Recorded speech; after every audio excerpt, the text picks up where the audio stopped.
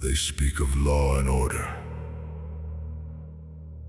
with crosses hanging from their necks. They speak of strength, borders, power, nation, and somehow forget that Jesus was executed by the government.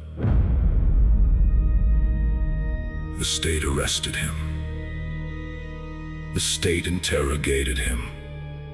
The state mocked him. The state nailed his body to timber outside the city walls as a warning to the world. Rome called it justice, and the crowds cheered. Do you understand? The Son of God was not killed by anarchists, not by outsiders, not by the weak. He was crushed by political authority, working hand in hand with religious corruption.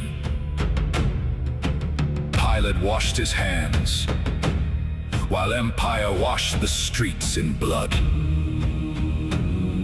And still today, some Christians bow toward power, as though Caesar ever loved the truth. They drape nationalism over the gospel, like Rome draped purple robes over Christ, before beating him half to death. They cry out for dominance, for control, for a Christian nation. But Christ never commanded his followers to seize the machinery of empire. He told Peter, "Put away your sword." Yet now many build entire movements on fear, punishment, and enemies. The cross was once an instrument of state terror. Now some wear it while defending the very spirit that built it. That is the tragedy. Jesus stood with the poor, the occupied, the prisoner, the outcast. He was born under imperial census, hunted by a king, executed under Roman authority. And somehow people still preach as if the kingdom of God arrives through political domination. No.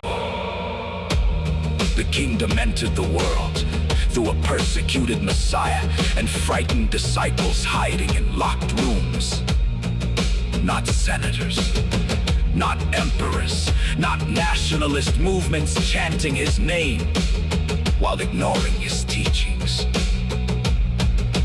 Listen carefully. Whenever the church becomes obsessed with power, it begins to resemble the empire that crucified its Lord. Whenever Christianity becomes tribal, violent, arrogant, or authoritarian, it stops looking like Jesus and starts looking like Rome. The gospel is not the voice of the executioner. It is the voice of the crucified Christ, giving his killers, while the state drove nails through his hands. So do not tell me that nationalism, domination, and state worship belong at the heart of Christianity. The founder of our faith was executed by empire. And 3 days later, he rose from the grave without its permission.